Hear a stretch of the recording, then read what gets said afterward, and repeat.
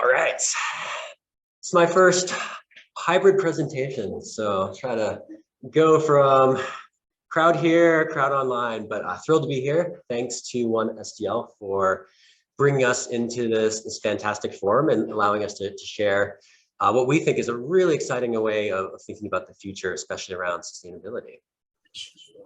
Form builder. In this lesson. All right, so what we're going to talk about today is what is the circular economy? So what I'm going to do before we hand it over a little bit later to four really wonderful speakers is just frame what we're talking about when we talk about circular economy and circularity. I'll mention just as a caveat that we know we've got a lot of experts and practitioners here. So this is a high level kind of basic view of circularity. So for those who have more experience, knowledge, we really anticipate a vibrant discussion at the end of ideation about what this might be for the St. Louis region. But we'll talk about what is a circular economy, why do we need it, what sort of has led us to thinking about circular economies being necessary. And we'll talk about this budding coalition, Circular STL, and what are our goals, and then we'll focus on four really interesting models for circularity that are in practice here in the region. And then we'll ask this question of ourselves: how might we advance circularity in St. Louis? And we'll start tapping into the wisdom of this group and the experience of the group. And just to highlight, and we'll share the intros a little bit later or more at length, but we'll hear from Jess Watson, PhD, who has great work with the Kindbox program and Earth Day 365. You heard a little bit from Teresa earlier and Anna here as one of the co-founders of this initiative that's just getting going. We're really excited about other folks who might want to be involved as well. So big picture, what's the circular economy? For us, when we think about it, one of the ways that we often can talk about the circular economy is relative to what we call the linear economy. And so when we think about a lot of production right now, it's this take, make, and then waste cycle where things are mined, extracted from the earth, put into finished goods, shipped for a one-off use, and then discarded, sometimes thoughtfully discarded, and maybe component parts go to where they need to go, but oftentimes just in the landfills where they can leach poisons into the environment, or they just take up space that could be otherwise used for more productive uses for society. This has become really problematic because extraction has financial and externality costs. For example, copper mining is dangerous and requires forests to be cut down. If we keep using these substances in our products, we're really using a methodology that is not sustainable for people or for planet. Yeah, go ahead. All right. Can I grab them from here? Or? Yes, I wish I could do it from that house. Oh, no worries. We got everybody here. Appreciate that. So when we have been thinking about the circular economy, we've really drawn upon this fantastic UK-based organization, the Ellen MacArthur Foundation. And so they're looking at the systems of circularity, both sort of the big picture, but also diving down to specific industries. So when we think about circularity, we're thinking about the first pillar of designing out waste and pollution.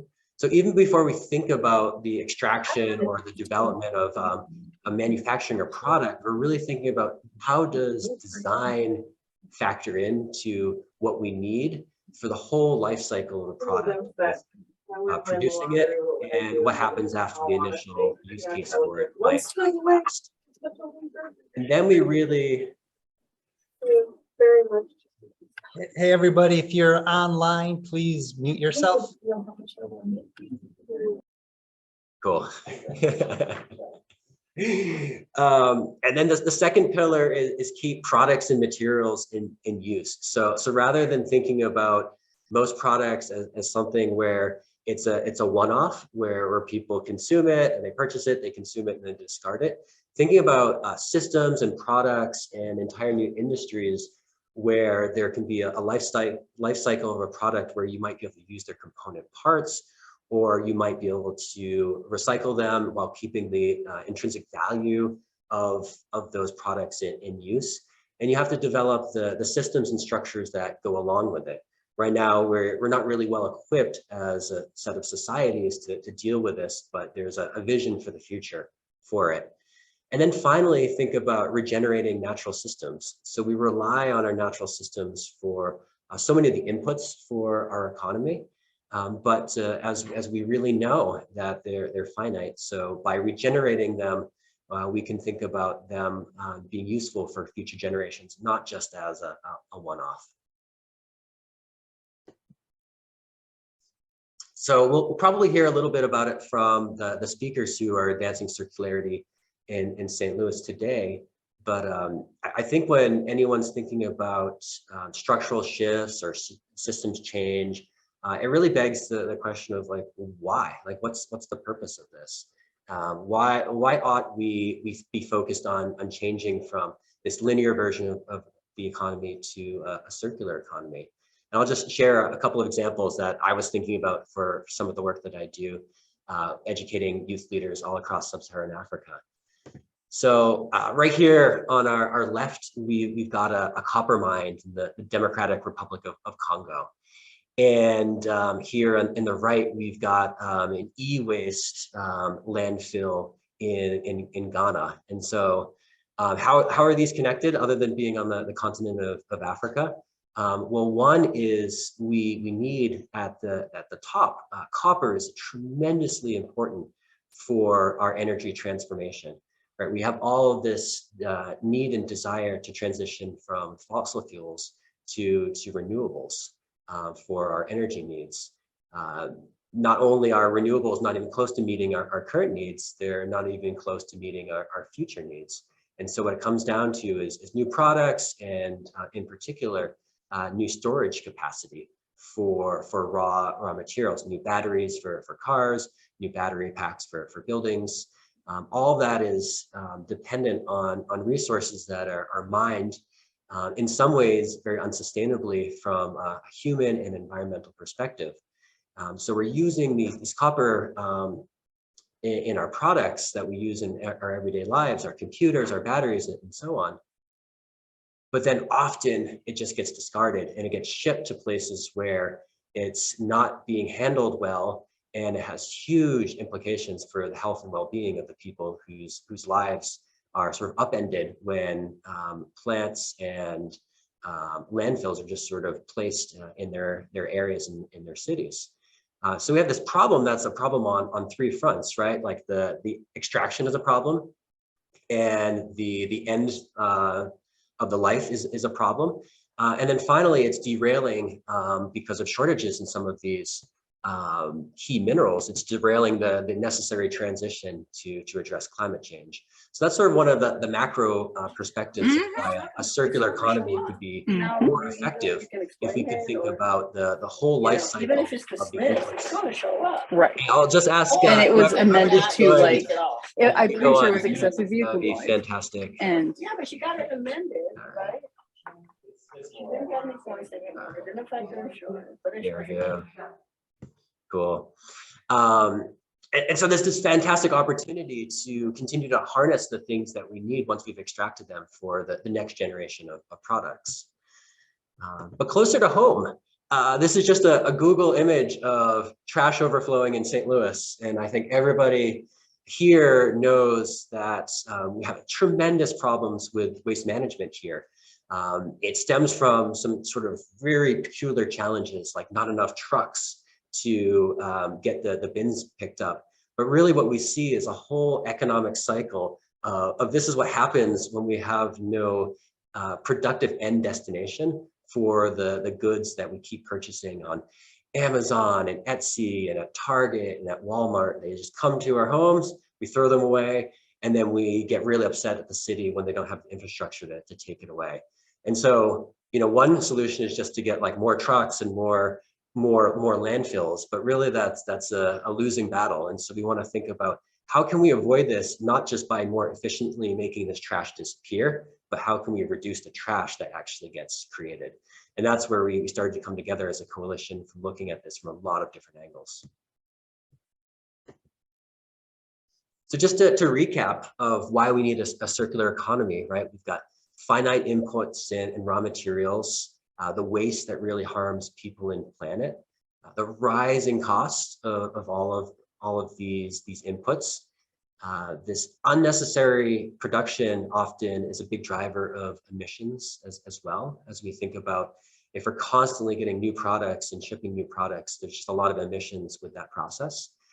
And there's this opportunity too for new business models to unlock innovation and unlock different economic opportunities. So this is not necessarily a model that says we might need degrowth, we might need to really cut back on all the things that we love or think about for modern society. It's just a reimagining of how that could all work. So enter Circular STL. So myself and Anna and Teresa and then Jess, who's online, came together through a really interesting organization based in the West Coast called Upstream. And they really look at the flow of trash from upstream. So what are the systems and methodologies that allow us to end up with so much trash? So we came together through this forum. I'm a newish resident to St. Louis. I lived on the West Coast for about 13 years. And when I came to St. Louis a few years back, I was really interested in building connections with people who are in the environmental movement. And I found some really wonderful and thoughtful partners. And so what we're trying to do is just shine a spotlight on the circular economy, one of the things that we're doing today with 4 really wonderful organizations, but also get ideas and input on other organizations or other industries that we ought to be looking towards. And I think it's a collective dream of ours to be able, as we look towards building this out, thinking about how might we place St. Louis as a leader globally or in the United States as a really innovative force for the circular economy. I think there's a lot of history and opportunity with new industries that are popping up here in St. Louis. So I look forward to our discussion later to figure out what might we do for next steps. So, and I guess I just touched on these, but really just positioning St. Louis as this leader in this. So I think now we'll turn it over to Jess to talk a little bit about Earth Day 365 and the wonderful work that they're doing with the KindBox program.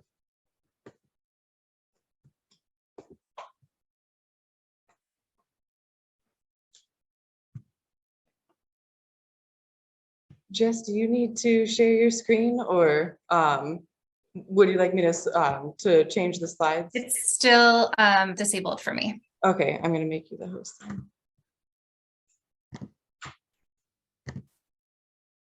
Okay. Cool. While she's doing that, let's see here. Okay, can you see my screen? Yes. And I'm going to give you an introduction. Good to see you on the other end.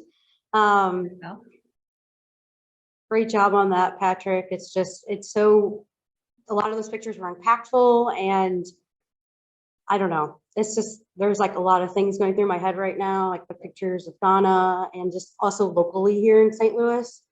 So, excuse me, I apologize. I'm here to introduce Dr. Jess Watson. She is the executive director of Earth Day 365, a nonprofit that works to inspire and collaborate movement towards an equitable and environmentally sustainable St. Louis region. She has a BA in biology and environmental studies and a PhD in cultural anthropology from the University of California, Santa Cruz. Earth Day 365 is about to officially launch the KindBox program, and that's what she's going to be specifically talking about today. It's an innovative, reusable takeout container option for the St. Louis region. Reusable, returnable containers for takeout and other products are gaining popularity in many cities as a way to address some of the things that Patrick was mentioning, growing concerns about single-use plastic and even plant-based food containers. Without further ado, please welcome Dr. Jess Watson. Take it away. Thank you, Teresa. I am very excited to be able to give some details about this program. I feel like we've been teasing for a couple of years now. It's been in production. It's taken longer than we thought, but we actually just did our soft launch a couple of weeks ago. So I've got some good details to share. And Teresa just went over our mission, so I don't need to do that again. I wanted to first contextualize the KindBox program within our existing programs and why we felt that it was an important next phase, next evolution of some of these programs. So we have been running the St. Louis Earth Day Festival for over 30 years. And we've always been an organization that has had a waste reduction focus. We are a convener of the environmental movement as a whole, but waste reduction and promoting zero waste strategies has always been an important part of our work. So the festival in 2022, we were proud of our 93% diversion rate from the landfill, and that's been pretty standard in the festivals year over year. And then we have applied some of those skills that we use to creating really sustainable, very large events. The St. Louis Earth Day Festival regularly has 20,000 people and more in Forest Park. And so we've applied those skills to Recycling on the Go as another one of our signature programs to help implement recycling and composting at marathons, concerts, all sorts of large events. And that program in 2022 diverted 36 tons from the landfill. And then the Green Dining Alliance is a sustainability certification program for restaurants. We have about 100 restaurants in the St. Louis region in that network.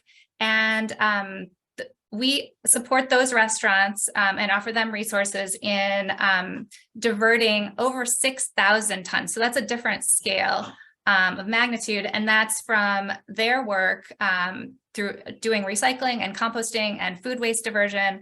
And one of the reasons why that number is so large is due to partners like Urban Chestnut Brewing Company, who you'll hear from later, who do a tremendous job with diverting things like spent grain, and that contributes to some of those numbers.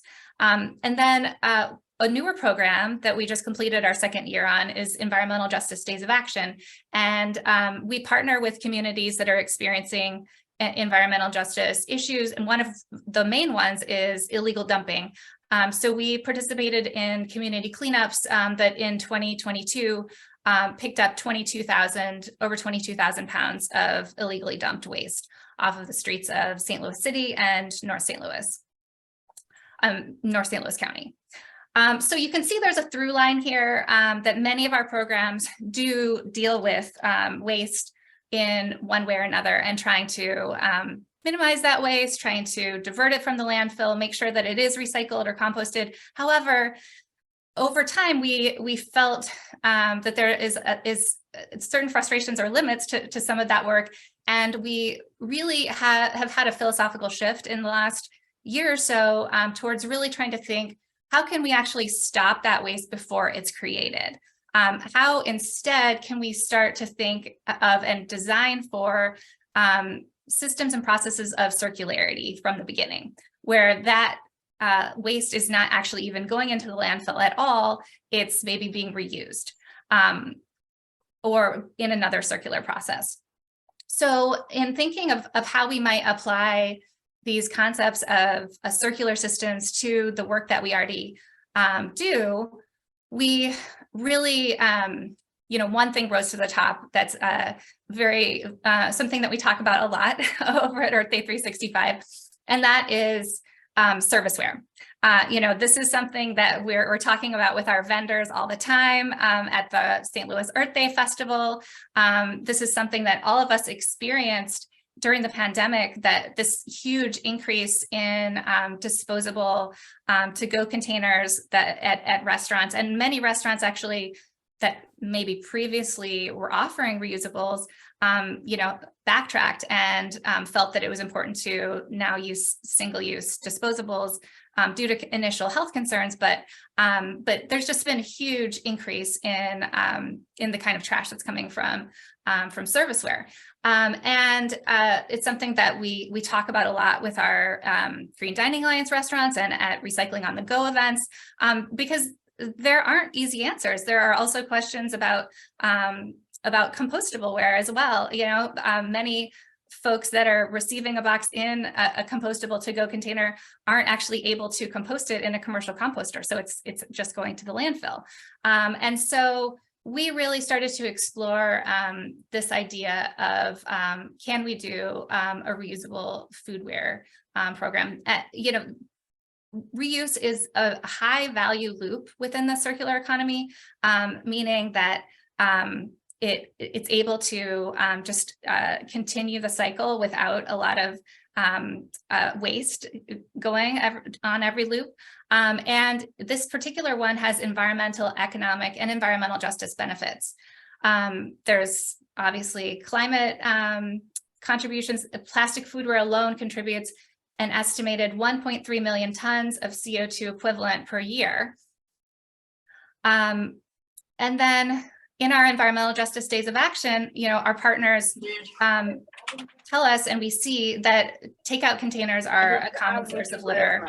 And I'll just ask if everyone could please mute themselves. There we go. So we see on the streets a lot of styrofoam, we see plastic cutlery, we see plastic bags. So we know it is a problem in the communities that we work with. We're also excited about the potential for green jobs growth as we scale. So we started doing some research. We were inspired by the movement that's starting to happen at a national level. There's about 20 cities or so that are implementing reuse programs. Maybe 10 of them are actually up and running, but more come online every day. This is definitely a growing movement. And then we looked at local models, such as Washington University. You know, they have had a reusable system within their cafeterias for 9 years. And Cassandra Hage at WashU was actually the one who initially suggested that this might be a great project for Earth Day 365. So we have her to thank or blame. We'll see. So we were excited about bringing this idea for a public model to St. Louis to have reusable to-go ware. And it fit really well into our existing system of Green Dining Alliance restaurants. We have these restaurants that are cultivating a consumer base of people who really care about sustainability, and they would be even more excited to receive their food in a reusable to-go box. We initially proposed the idea to Solid Waste Management District and Department of Natural Resources, and have been awarded multi-year grants to support this program from them. We got some early seed funding from the TRIO Foundation, and then we got some kind of finish funds from the EPA this last year in partnership with the Product Stewardship Institute, which is a national nonprofit that focuses on these kinds of programs. So we're armed with these funds. We were able to rent a commercial kitchen to do the dishwashing at St. Patrick's Center. Very excited to be in partnership with them. And we're also looking at we're talking to their workforce development program to see if we can hire some of their clients to be part of the dishwashing process as well. And then we of course spoke to the St. Louis City Health Department, and we're extremely happy at the reception that we got. You know, they were very excited about the program. They wanted to do what was necessary to make it work. And they were actually in the process of changing the health code at the time that we reached out to them. And they made changes to the health code in order to allow a person to take a kind box from with food from one restaurant and then return a dirty, empty box to a return station at another restaurant, which would have been not okay under the previous health code. So they have already amended the health code to make it more open to reusables. And we're excited about that. And that's something that can be applied to other cities as well. So let's talk about some of the details of how this program works. As I mentioned, this is available to Green Dining Alliance restaurants. It's a perk of being involved in the GDA. Our two pilot restaurants, our intrepid folks, are Crispy Edge, which sells pot stickers in Tower Grove South, and the Royale on South Kings Highway.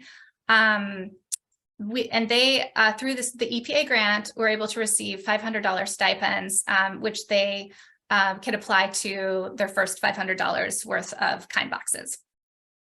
And so the restaurants are paying a per unit cost.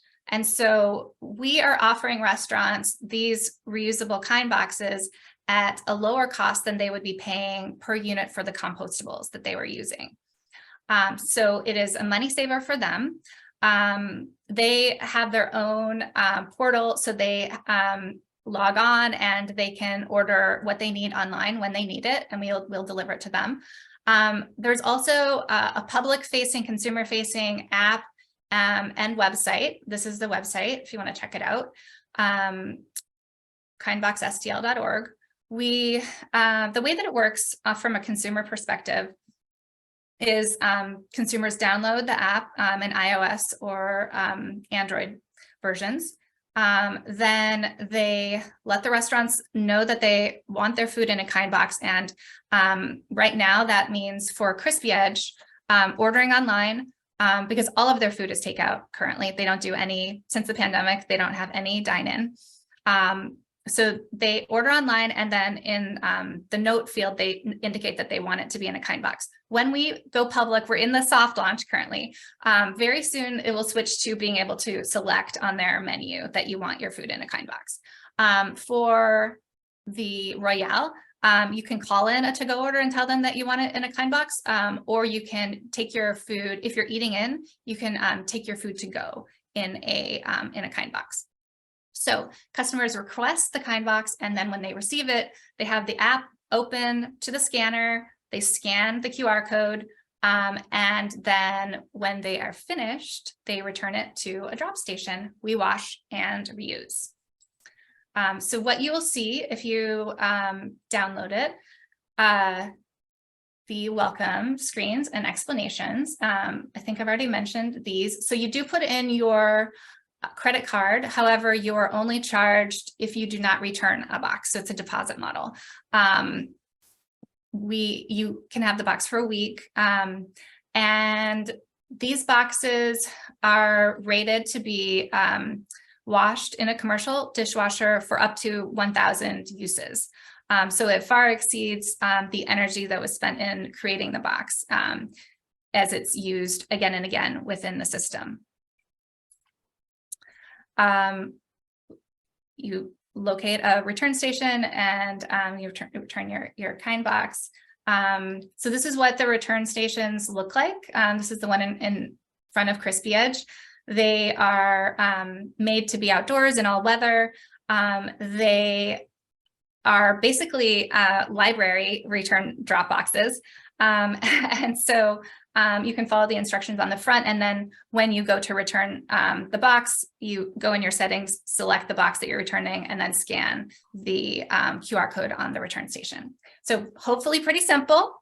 We've had success so far with the folks that have been using it. I got mine. You see a photo of me here with my Crispy Edge, and your host, Erin Young, here.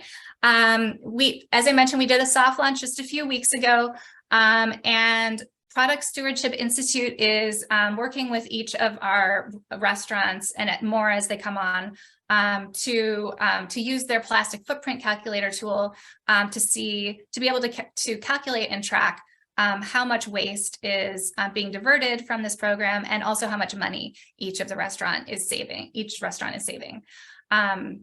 And they are working on creating a final report and national model that is hopefully replicable. Our next two restaurants are Rooster, their downtown location and their South Grand location. They've signed on to be our next expansion. And so we are excited to expand this program over 2023. And if you would like to be an early adopter, we would be happy for you to download either of the app versions, order some food and check it out, and please give us feedback. We would be very happy to get either positive or negative feedback. We want to know if there are problems that we're in the process of fixing things currently. I got my food and it worked great. But we also want to know if you loved it and you had a great experience too. So I am not sure if we are doing questions right now or if we're holding questions until all of our speakers are over. We are just a little bit behind schedule. It's okay though. There's plenty of time at the end for discussion, but we should maybe move on to the next presentation. But Jess, I did want to point out, there was a comment in the chat from Bob Henkel. He said that they just placed the selection feature for KindBox on each item for Crispy Edge. But just to confirm, it's not, if people on this call wanted to be beta testers, they could download the app, but it's not really ready for the entire public yet. Is that accurate? We are planning on including it in our newsletter this coming Thursday if things continue to go well. So we're very close to a public launch, which is why I'm mentioning it now. It wouldn't be otherwise. Okay. And I did just change it to be multiple participants can share simultaneously. So if you'd like to switch over to the next presenter. I'll go ahead and put it. Thank you so much, everyone.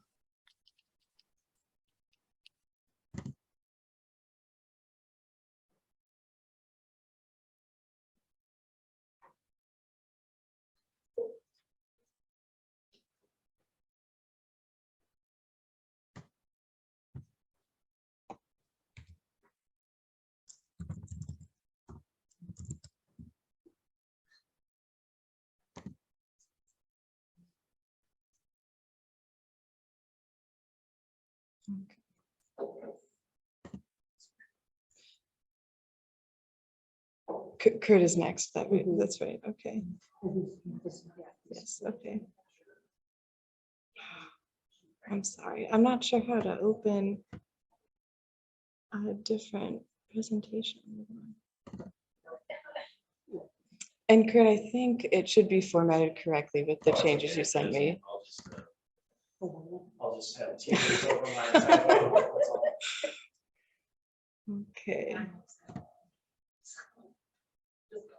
I checked all of them and they should be okay. All right, so I'm gonna share Kurt's and go into presentation mode. Okay. Beautiful. All right.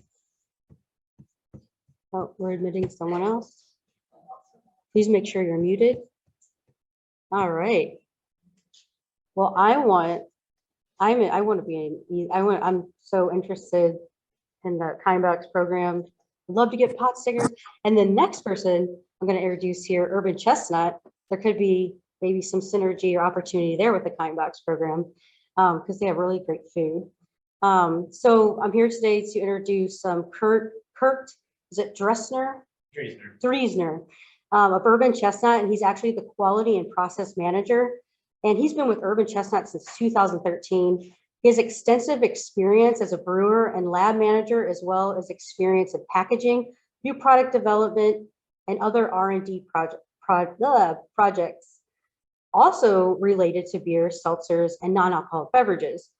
Urban Chestnut Brewing Company repurposes and recycles 97% of the brewery's waste. They operate a program to use spent grain as animal feed. Grain is the largest actual, I think, byproduct of the brewing process.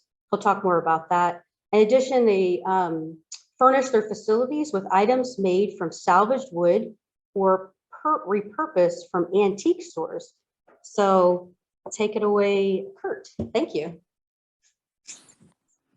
Sure. All right. Well, a couple of things. There we go. That's what I'm familiar with. A couple of things about me, and I don't even know if I'm probably standing, so I'm going to tilt this back because I can't see myself. But Do you want to see yourself? You can make that. I mean, I'm a little bit vain, so I could, but that's all right. No, it's all right. Can you see me all right? Am I centered or my? I have the gallery view open, so Oh, I can see. that's fine. everyone, but Okay. just that you're talking. Yeah, good. That works fine. So anyway, a couple things about this and ask me. Well, first of all, thank you for asking me to come here.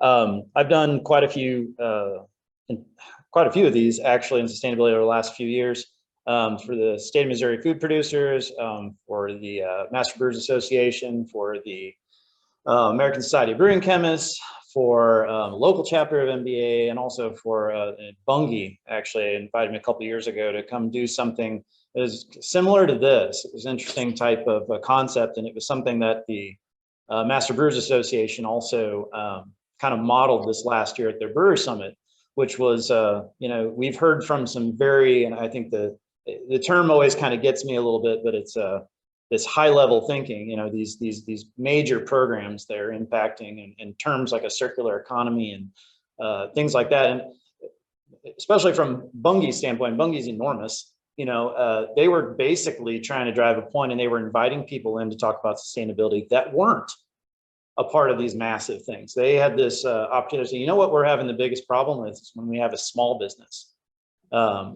What do they do? How do they frame it for themselves? How do they get motivated? How do they make choices? So I decided as part of this presentation, I was going to focus on that part of it, because anyone who's familiar with our brewery, it's a significant building for a craft brewery, and 70,000 square feet, which is pretty funny little trivia point. It makes us the largest craft brewer in Missouri, but by square footage, not by production. I mean, we make a decent amount of beer, but we like to say that sometimes and kind of chuckle. But it's a very big building, and it starts kind of with that. So I just put some very simple bullet points on here because I want to talk about more of a concept, it's like, because I can't talk to someone else's industry. I can only talk to the industry that I'm inside of and the things that work for us and the kinds of rewards and things that come along with that. So on this first slide, I think really if you want, and as far as breweries to be sustainability, but all kind of sustainable programs, any business, I said at the Bungie one, I said brewers have to be the sustainable model, and I'll get to that in a minute. I said for a brewer, it's sustainability with your hair on fire. There's a sense of urgency that a lot of other places don't have, and I used the example of a place that processes a lot of paper. Maybe somewhere along the line they could choose a lighter bonds paper for some of their things, so they're not generating as much mass, and that's a thing that makes a lot of sense. But some of our sustainability things that we do, and I will say at the end, award-winning sustainability things that we don't do them to win awards, we do them to stay in business. And I think that sometimes the term sustainability gets, we say green and all this other kind of stuff. Most of that, excuse my French, it's crap. Sustainability is about sustainability. It's, can your business survive? Will it survive? Will it continue to survive? And if you really own that bit and kind of reframe all these sustainable ideas under the course of, no, this is just good business. This is successful business. This is sustainable business. And so I'm kind of giving this presentation from the business standpoint, even though I'm not the owner, but this is the way we make decisions. And I can show you where looking at it that way can lead you to. So first of all, almost everything we do from the get-go, whether it's the building itself, the way it was built, for instance, we're the only LEED Silver certified brewery in Missouri.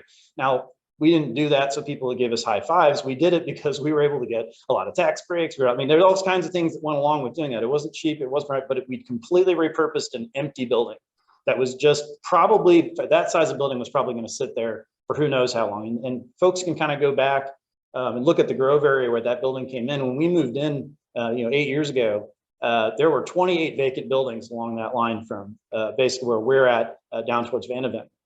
Within about 3 months of us signing the lease, something like 24 of those 28 buildings got leases. Now, development is its own thing. That's not my specialty, but this whole idea that someone's going to fill that space and take this building that could have just been, vacant for who knows how long, and people got on board. And I say think local because by taking that building, we have started to help kind of build a community in that area. So that's a big part of sustainability too, is that it didn't, it costs us something, but there's equity in that. There's equity in being an anchor in an area and interacting. Then once you have your business, so we established our place. Once you have your business, then it's about assessing your impact and therefore looking at ways you can reduce your impact. My background is in environmental toxicology. And so one of the things we talked a lot about is remediation processes, and that certain things, the whole concept is once something is out there, it's really expensive to get it not out there anymore. And so when it comes to your impact, the main rule is try not to lose it in the first place. You know, reuse it, recycle, all these type of words that we usually use, but there's a real practical way to kind of look at that. And then it's always long-term thinking. And when I say long-term thinking on this, it's, you know, we're a business that produces something. We produce a food product. And we want to continue to produce that food product, and we want to produce more of that food product because we're a business. And this kind of long-term thinking is also about the kinds of equipment that you purchase. You don't want to be repurchasing things. A common thing in the brewing industry that's already, and I will get to that, is a lot of food producing is wasteful. And there's kind of the dirty secrets in the background. And one bad things that happens to a lot of small brewers is they kind of get what they can, they start going, like, oh crap, they grow, and then have to buy all new equipment again. That's very expensive and it's extraordinarily time consuming and wasteful. They've got another building, all these kinds of things. So it's like thinking ahead, that building is way too big for us. It's still too big for us, but we never have to leave in the St. Louis area. It's big enough that we could generate upwards of 200,000 barrels of beer if we ever got that big. We wouldn't need another building. So it's this kind of idea of looking at those things too. When you can, you know, think as far out as you possibly can as far as your sustainability goals. Anyway, maybe a little hard to read with the resolution, but back to this kind of local focus. It goes across pretty much everything, but like the distribution relationships, this is part of building that community involvement as far as dealing with things. There's so many things that you can do in a collaborative process that end up, and I'll get into more of that. I have more to say on that, but I'm kind of going to skip over it for now.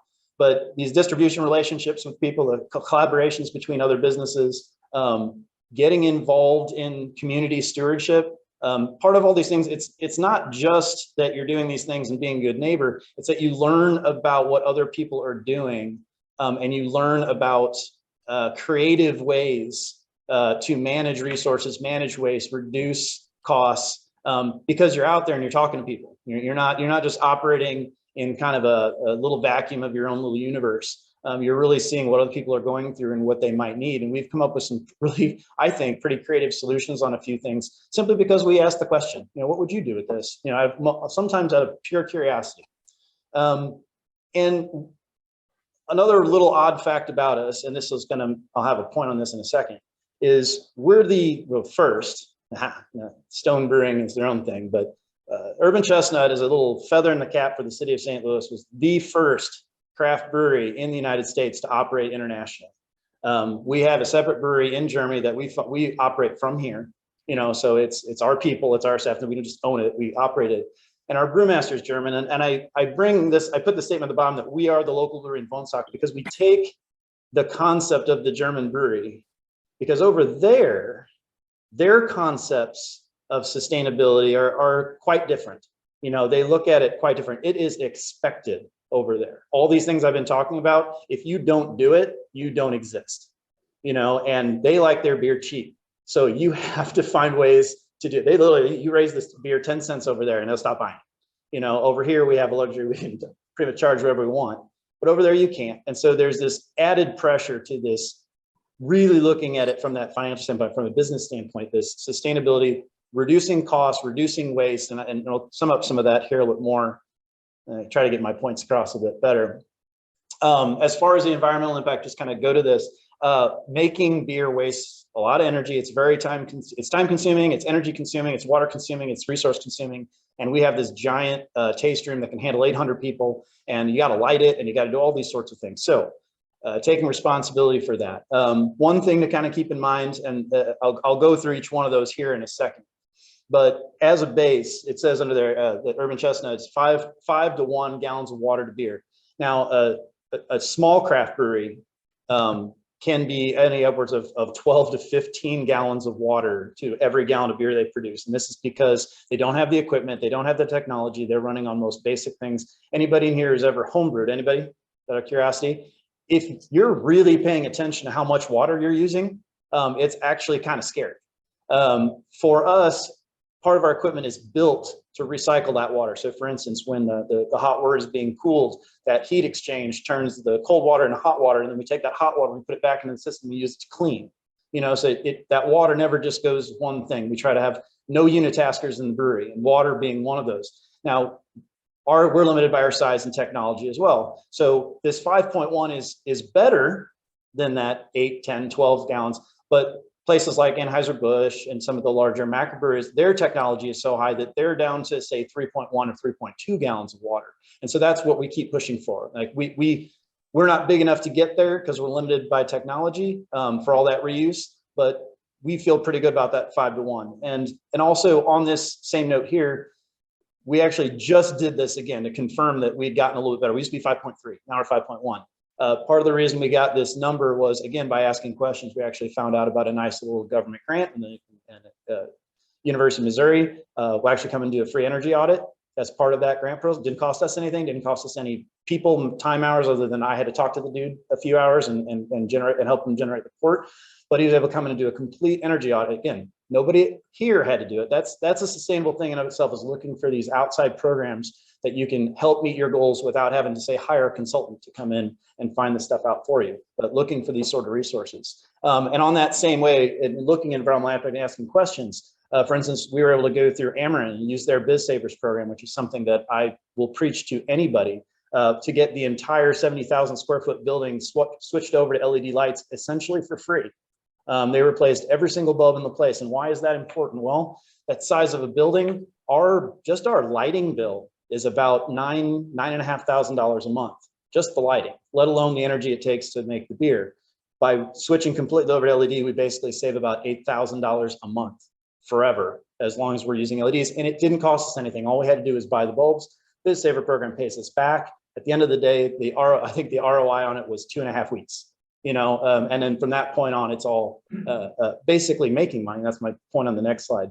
And everything else is about repurposing and reusing as much as possible. Now, the furniture stuff and stuff like that, those look nice, and we're supporting local businesses helping us out with those type of things. But the real money makers on this are the things that really do get repurposed and reused. And so, kind of bringing up, and I said I won't go on forever on all this stuff, but for a business and sustainability, passive savings equals passive income. So no matter where you save the money, it's like someone's paying you, because this is all overhead before. And so you're offsetting. So I think for a business owner, it's real important in this kind of quote unquote, I'll use the circular economy, is to equate passive savings is just as good as passive income. And everyone talks about how wonderful passive income is for your lifestyle, because you can focus on things that you really want to focus on.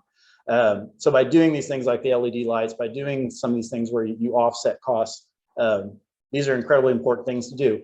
And one of the most important ones, when I said earlier about a brewery kind of functioning with the sustainability with the hair on fire, 1.3 million pounds of repurposed spent grain. Now, people can high five us all they want on that number.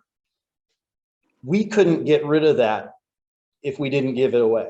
We would go out of business. In fact, if you go about 4 years ago, there was a bill that came into the Senate, and it had to do a part of an FDA bill that was going to make this giving spent grain to farmers illegal, essentially. You would have to do all this processing, and basically every brewer signed this petition and went, then we're literally all going out of business. It's been a thing that's been around for millennia. We're not clever. Every brewery has ever done it. Original breweries used to be farms. You took that spent grain, and it's amazingly good food for the cows and the hook. It's kind of like eating really nutritious grass, because all the starch is gone from it. So it's just this full of nutrient, full of all kinds of stuff. So it's wonderful for the animals, but they were worried about it getting back in the food supply. Now, I won't get off on that diatribe for a while, but luckily they didn't pass that, and we all can survive. But the point is, for us to pay to get 1.3 million pounds of spent grain composted is financially not feasible. I mean, we'd be having to charge $15, $20 a beer. And that just isn't something anybody's going to do. And so I think that part's really important, but it's kind of, necessity breeds innovation. So you have to do it. So all of this stuff, again, we'd love to get to the point where we can sell it. If we can generate enough spent grain, actually the really large farms will actually buy it off of you if you can get up to about that 30,000 pound mark, but we're at about that 15,000 pounds at a time. But for now, it's this wonderful symbiotic thing where we feed them the grain, they feed it to the hogs. Those hogs taste really good, and then they give them back to us and we eat them. So it's a nice little cycle of life, circular economy, make a little statement there. But we used to do a barbecue every May, and those hogs that we used for the barbecue are actually raised on our spent grain. So, and those farmers loved it. A couple of our farmers that come in, it's 75 to 80% of their feed costs are basically nothing. You know, so we enable them to basically feed all of their animals for 25% of their normal costs. So it feeds in, that feedback loop is good. They're saving money, we're saving money, it's working together, there's a nice synergy. But to kind of explain that dynamic, brewers have to do that. And if you go into some very weird parts of the United States, they have to get really creative, like in Alaskan brewing, to get rid of their spent grain, nobody will take it. So they actually have to turn it into logs. They have to dry it, turn it into logs, and burn it to run a furnace for power. So, but again, creative ways to save energy. I talked about the fourth, I didn't talk about this, but for a while there, and we aren't able to do it right now, we're looking at another partner, but we were able to do about 400,000 pounds of spent yeast, which is a terrible, spent yeast is an awful thing to go down the drain. BOD, COD, anybody who knows anything about sewage treatment, it's rough. In fact, the St. Louis City and other cities have figured out that brewers really kick the sewer system really badly. We get massive surcharges for the amount of stuff that goes down the drain. We were actually able, through a simple conversation and actually just giving them about 5 cases of beer every month, a local ethanol plant would just take all of it, this amazing amount, because they could just throw it into their system as a carbon sink. And so just, it looked good for them, it looked good for us, cost us 5 cases of beer. That saved us probably $15,000 a year for 5 cases of beer once a month. Point is, that happened as a nice casual conversation and a wonderful thing. Now, you put into that, you add that all up, and the amount of stuff that's actually repurposed and never hits the landfill. And that's what 2017, 2018, we didn't mean to. I mean, we applied for it, sure. We got in with the waste wide, and we were taking track of stuff. But yeah, we won the National Award for Small Business of the Year twice off this. But it wasn't because we were going after an award. It's because we're literally trying to find the most efficient, cost-effective way to run our business, and being in that same vein, as great a community steward, environmental steward, everything we can, because we understand that every single thing that we waste as a business is a cost. And so that's what, just kind of bringing the whole thing back to kind of a different way to look at it. I had the same kind of talk at the MBA, is like trying to get people to really understand that you can't talk to somebody about a sustainability goal if that sustainability goal doesn't in some way represent either passive savings or some passive, like, businesses run on that, and getting that common language. I think some of these initiatives that come across, that is still a disconnect. And oftentimes this is the kind of thing we run into, where it's like, no, you show them something, it's like, oh, that didn't, no, it didn't. All it took was a conversation. And getting people to start using their creativity. People are very creative. And if you can show them that they can make more money or save some money or whatever, they're way more likely to own up and join a green or sustainability initiative. So anyway, thank you.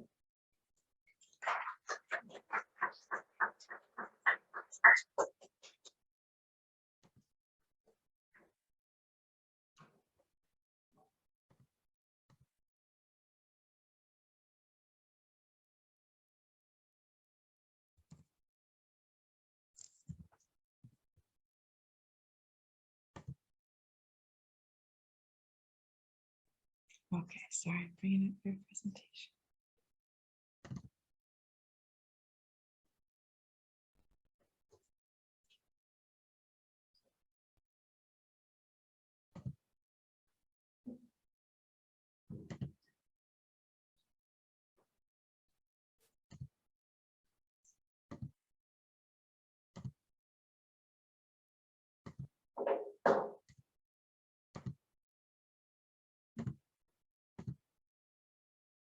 Okay.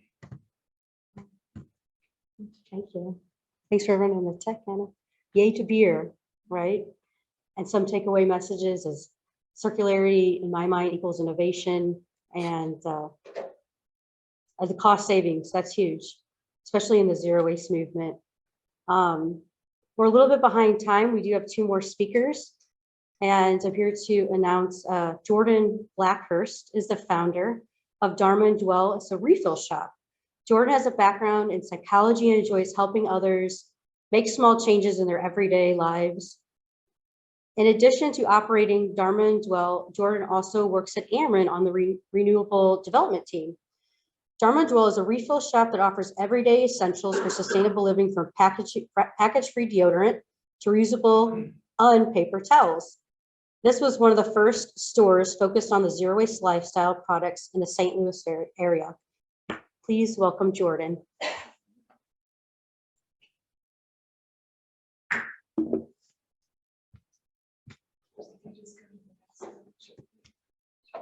I didn't know if you wanted to check to make sure it's not just chest. Oh, we can see that. Let's see. Okay. All right. And now then we if can you minimize put it up, yeah.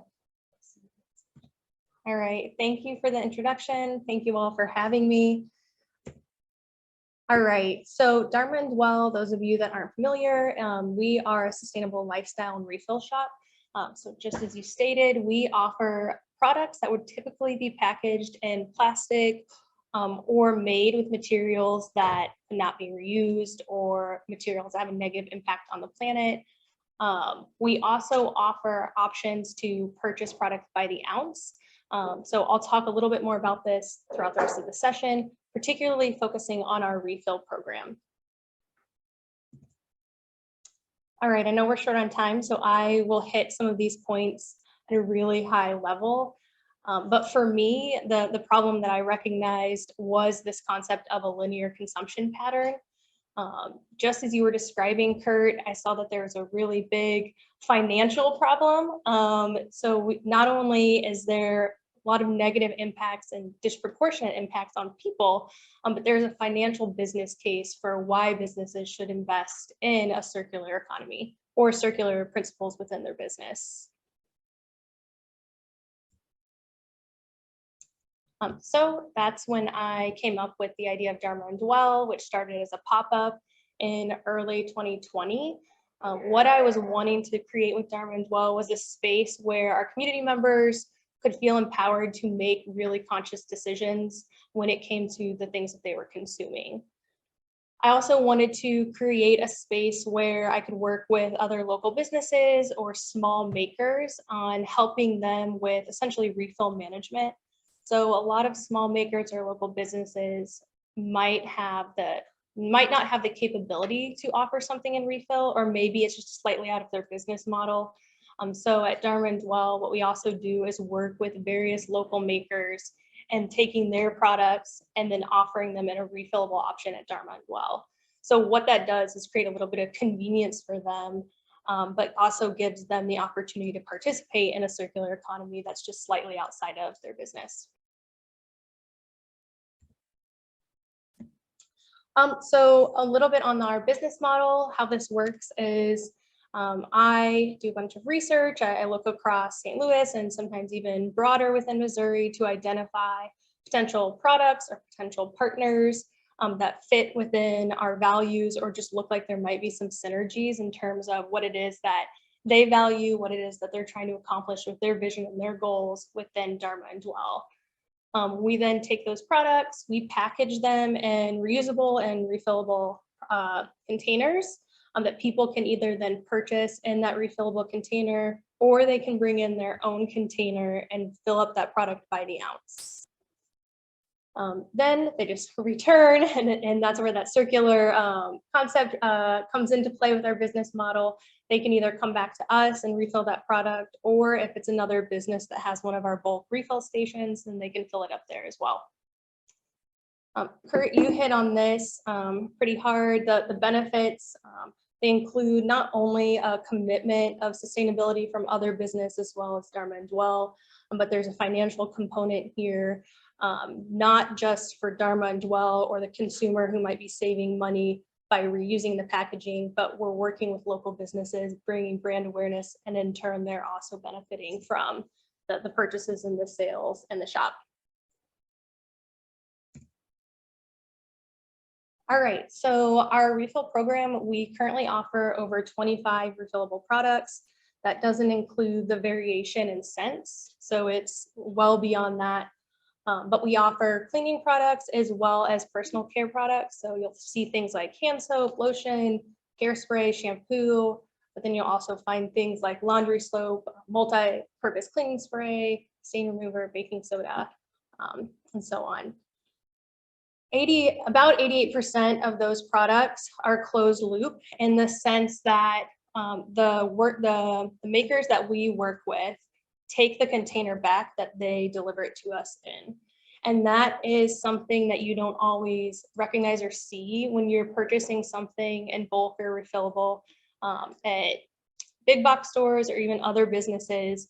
The delivery method kind of behind the scenes might not actually be incorporating those circular principles. So what this looks like for us, for hand soap, for example, we get it in a 5-gallon container.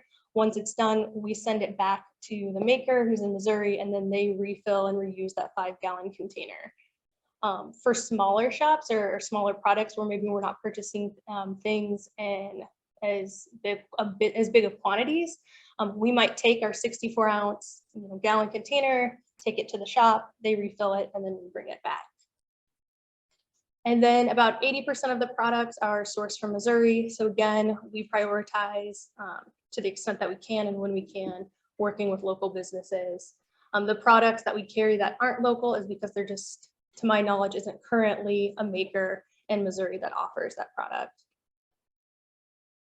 By the ounce prices range anywhere from 30 cents to $12 depending on the product. Some of the hair care products are what you're going to see in that $12 range. Hand soaps, cleaning supplies, those things are in that lower 30-cent range. As you can see here in the visual, we offer amber glass, clear glass, and aluminum options for people to purchase in the shop. But people also can bring in their own containers. We've seen it all sorts of different things that people have brought in and all sorts of sizes too. And we are totally open to that. It's quite fun. From my perspective, some of the challenges that I think we face with circular economy, particularly with things like refill concepts, are that they need to be accessible, convenient, and affordable for the consumer. So when creating Dharma and Dwell and creating our system, I'm looking at these 3 things and saying, how can I make this more affordable, more convenient, and more accessible? And some of the ways in which I think that there are greater opportunities either for Dharma and Dwell or just even other small businesses that are interested in this sort of concept are ensuring that there's geographical diversity and spread of the refill stations. So very similar to the Kind Box, something to be thinking about is how can you distribute those in a way that people aren't having to travel very far to get their refillable product. And then partnerships are so important. Sometimes there are local makers that don't even realize their product could be refillable or that there's a refillable option. And all it takes is, an email or a reach out via social media or a connection at a local market to say, hey, I really like your product. Would you consider offering this in a refillable product or a refillable container, or could I carry this in bulk, in my shop? We've had success with several local makers doing that as well. And then at home bulk stations, again, how can you try to keep people from feeling like they're always having to run to one place for this one particular item? So to what extent can you encourage having your own bulk refill station at home, or a subscription model where you go to them so that, again, you're limiting that convenience factor that might prevent them from participating. And then lastly here, I'm creating some sort of incentive for doing this. So I love that the KindBox app has the tracker. And so there's a little bit of motivation. They can visually see how much plastic they're reducing or how much waste that they're reducing. So anytime you can either do something like that to incentivize people or even provide them with a little bit of a reward, perhaps it's, when they hit a certain mark of refills or waste that they have eliminated or diverted due to the refill participation. All right, I know we were short on time, so I went really fast. So I'm good. Okay. Yeah, we can. Katie, are you up? And then I can take questions too once we're Yeah, finished. hopefully we'll have time for questions at the end. Okay. Yep. Thank you so much.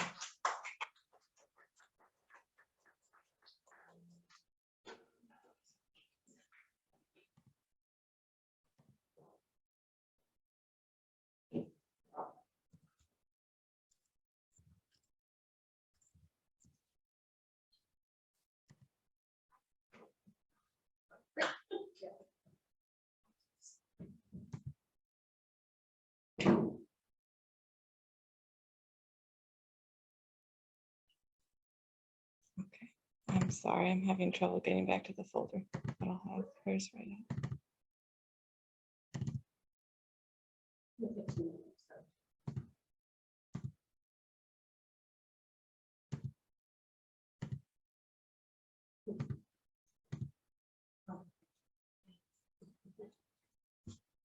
Thanks, Anna. All right, last speaker here. Oh, thanks for sticking with us, everyone. So I have Katie Carpenter here. She's the executive director of Perennial. It's a nonprofit that offers workshops to upcycle materials and help residents live a more sustainable and self-sufficient life. The nonprofit has diverted over 10,000 pounds of waste from the landfill each year. Katie is a master of public administration from Drake University. She has nonprofit experience in arts, programming, fundraising, and direct service. Perennial offers an extensive list of classes to upcycle and reuse materials. So check out perennialstl.org. Thanks, Katie.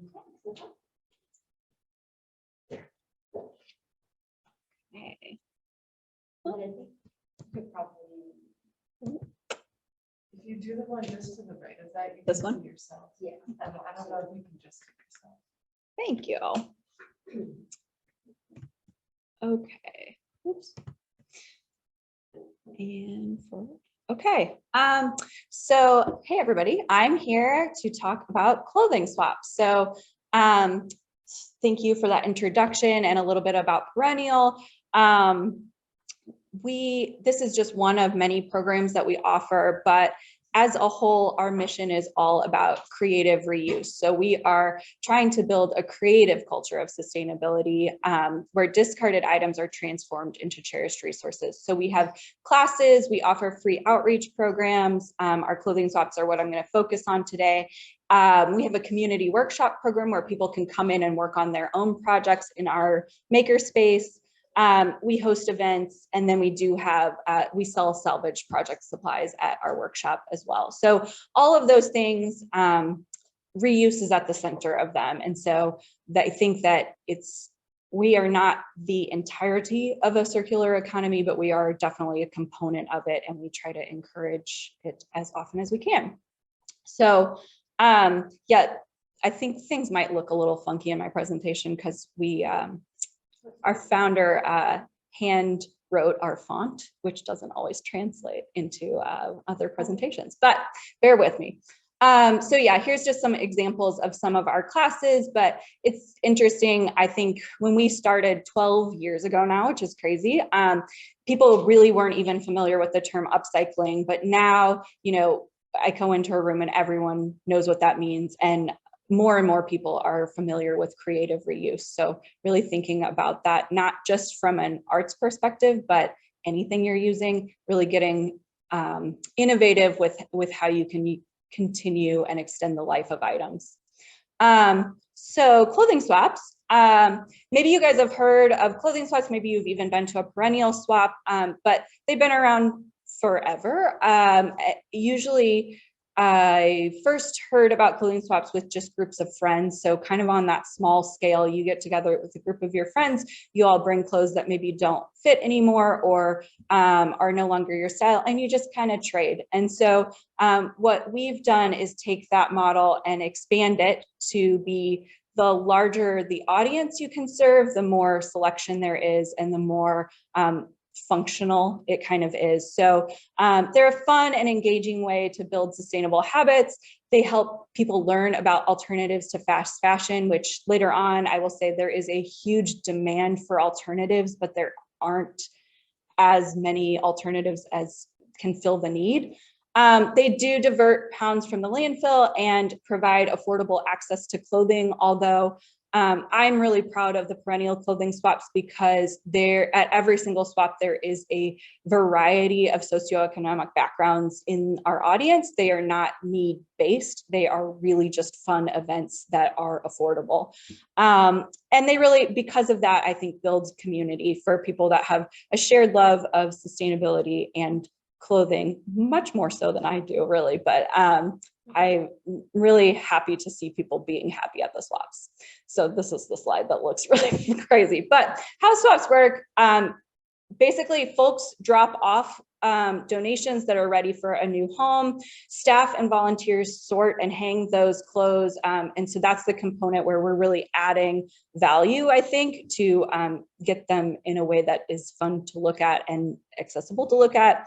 Then attendees from the general public and our outreach programs take all the clothes they want. We've explored other models where it's like, oh, you take a couple of items or it's per item. We don't really care how much you take. And that has not been a limitation that we've needed to run into up to this point, because sadly, we always have clothes left over at the end of the day, and people in the last time slots are still finding really awesome items. So lack of stuff is really never our problem, unfortunately. I wish it was.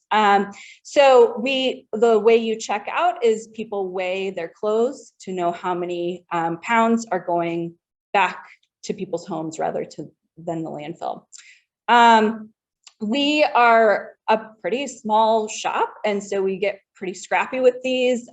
We've built our own hanger racks. We actually might have gotten our clothing racks from, are we in the Macy's right now? Wasn't T-Rex part of Macy's? Anyway, we kind of scavenged them out of the back door of a department store downtown that was closing. We use clamps to, the more signage you have, the better is what we've found. And we just fill the entire space. We flip the entire space into a little department store. After the events, we try to go through as many layers of what to do with the leftover clothes as possible. So we offer them to our outreach partners for free. So anyone from any of our partner agencies can come take whatever they want. We take what we need for our classes. So we do a lot of like alteration and mending classes. We do things with felted sweaters. We work with denim, and t-shirts. So we pull all of that excess for ourselves. And then we try to offer a variety of mending and alteration classes for folks that maybe like found something with a hole in it that just needs a little bit of love to keep that extended life. And then lastly, we partner with Remains, which is a textile recycling company, and they are great at getting every little last ounce of value out of those clothes. They are a business. And so to Kurt's point, they've got systems on a global scale to plug into who is going to benefit from those clothes, even if it's just someone that's going to take the textiles and turn them into rags.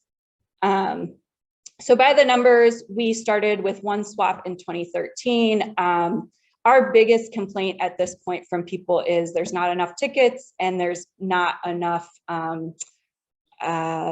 swaps per year. And so that's a great problem to have, but we are working on it.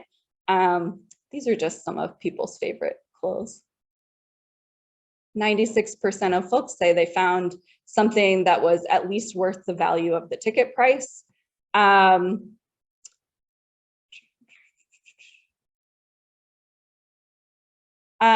what I really wanted to kind of highlight from this is that I think this model is something that can be taken and scaled for a lot of different products and in a lot of different ways. And it's a fit for, again, if you have 5 friends, you can do this. Or if you have a workplace of 100 people, you could do this. So we've learned a lot over the last 10 years of doing these swaps. And so what we're working on right now is trying to come up with kind of what is that template, what is that white paper that we can give out so that it's not about, oh, you know, when's the next perennial clothing swap, but for anyone that has a couple of resources, they can kind of put one on their own. It does take work, but I think if you have space, volunteers, and time, you can make it happen. But that's kind of what I'm seeing in a lot of these presentations is that we just need more facilitators. We need more of these resources to be more abundant and available, because it's not that people don't want them. They do. They want to participate. And then just we're trying to continue to get better at incorporating partners and education for long-lasting change. We have such a ready audience that's excited to talk about alternatives to fast fashion. And so anytime we can put, you know, stats in front of those people, help them change kind of their consumer habits, they're ready for that and excited to learn from that. We just sometimes need to remember to take a breath and share those stats. So like I said, we're pretty full up right now. We sold out every swap this year. We did have to start limiting during COVID the number of people that came through the swap. But honestly, we're back to pre-COVID numbers. We just still are selling out. So that's kind of on the agenda for 2023, is that we will be looking for, we're in talks with a couple places to move the swaps off site so that they can just get a lot bigger.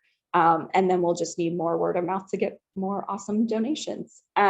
We have had a couple of places reach out from outside of St. Louis, so Kansas City and Minnesota. We've done consulting with different sort of reuse organizations that are like, hey, this seems like a great model and a great fit for our mission.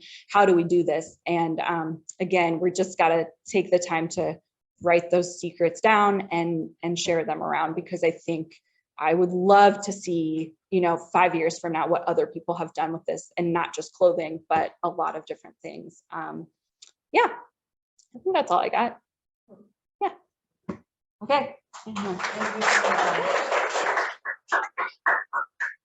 Okay, I really want to thank all of our speakers, and thank you to everyone for joining the call. I did want to share, Patrick may have shared this while I was taking notes, but it's a QR code to sign up if you'd like to join up with Circular STL, get emails from us, things like that. So I'm going to find that QR code and put it up here. I've been trying to bring up questions online as they come up. We do have a few minutes for questions. The most recent one on the Zoom chat was, they wanted to know, Katie, how do you fund your business?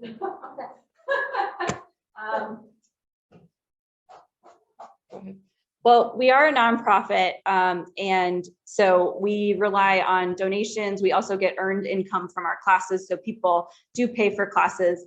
And then for the swaps specifically, we do have people pay a ticket price to attend, but we need more funding for them, to be perfectly blunt. And that's, I think, I wish, like Kurt was saying, it's in other places, it's sort of the expectation of sustainability, whereas here I feel like we're fighting against a current sometimes and really trying to convince people that it's worth it from the funding side of things. So if you know anyone that wants to fund us, just, take down my email.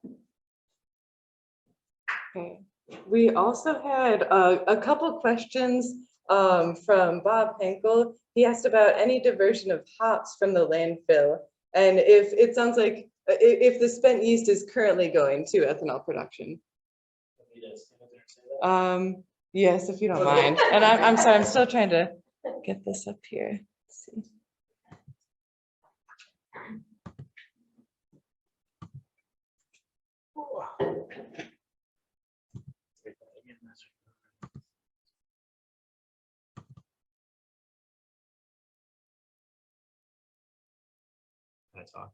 Yes, Okay. they should be able to. So let me just get to the hops. So anyone's there. So part of our ability to do things, if anyone sees the brew house, there's a thing called a whirlpool. It's a wonderful invention.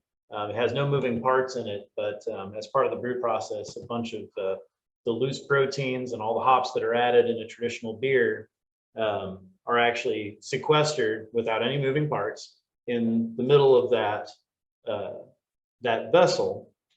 I won't get into the science of it. The point is, it can be about 4 barrels worth of solid waste, the hops, the proteins, and everything else like that. So we actually have, as part of the kind of technology of sequestering, we're actually able to take those proteins and those hops, and we actually pump them into a tank, a troop tank, which then pumps it into the spent grain. So actually that additional kind of roughage and protein content actually goes to the animal feed. So yes, it gets completely diversion. The hops get diverted completely from the landfill. The only hops that we have that aren't diverted are actually hops that are used in dry hopping. And anybody who knows us very well is that we're more have far more traditional styles. We don't actually do a whole lot of dry hop beers. We do plenty of them. We do a decent amount of volume, but the vast majority of our hops actually get fed to animals and sent out in compost. And because we don't do particularly crazily hopped beers, the level of hops does not concern the farmers at all as far as the the animals eating. So there's your answer to that one.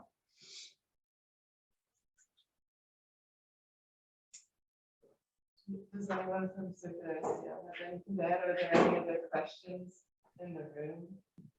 Yeah, thanks for that answer. How about the spent yeast going to ethanol production? Just enough you can hear me from there. So the spent yeast, we actually, like I said, the old relationship was great. Unfortunately, one of the big faux pas of sustainability is corn ethanol. Corn ethanol is a giant waste of energy. So needless to say, when some of the funding from the government pushed off on that, a couple of plants shut down. That was one of the plants. Now there is another one, Greenfields, that's around here, and we actually currently have a contact that we're trying to work with. The only problem is they are a multinational company, and trying to get somebody to take this extremely large amount to us, but extraordinarily small amount to them is going to take more than 5 cases of beer.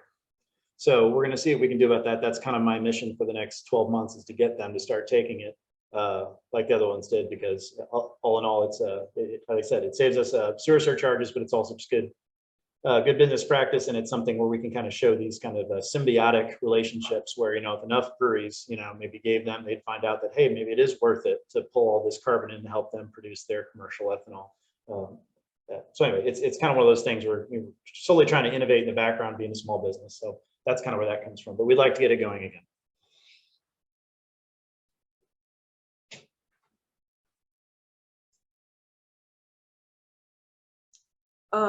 Someone commented in the chat, I just wanted to share the circularity activities at WashU.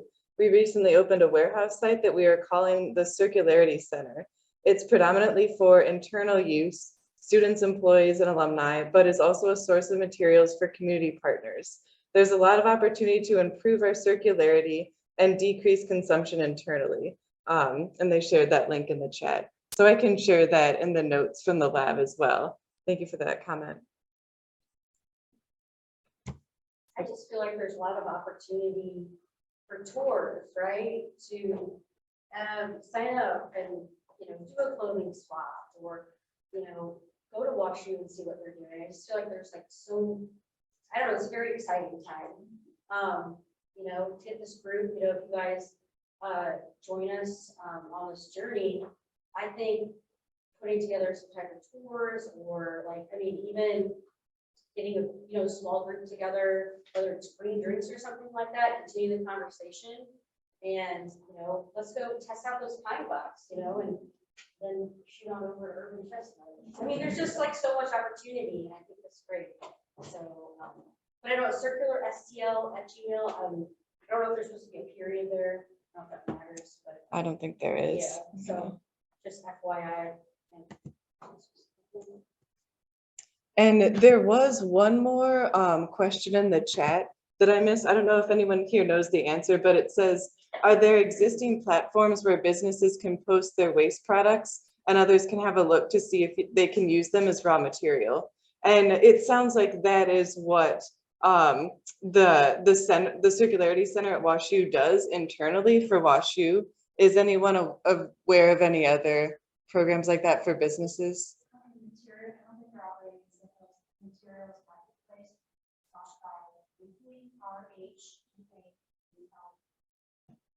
Okay, I'm going to add that to my notes. So I don't know if you could hear online, but the materials marketplace, and we're not sure if it's local, but it was just bought by Repley. So that's something to check out.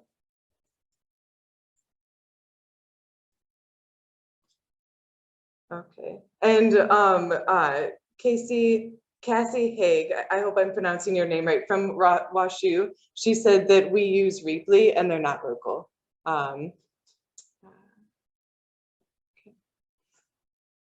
Any other thoughts to add?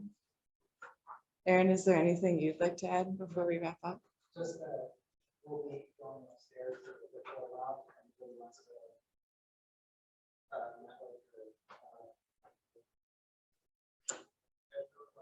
And if you have any thoughts for future labs, let us know.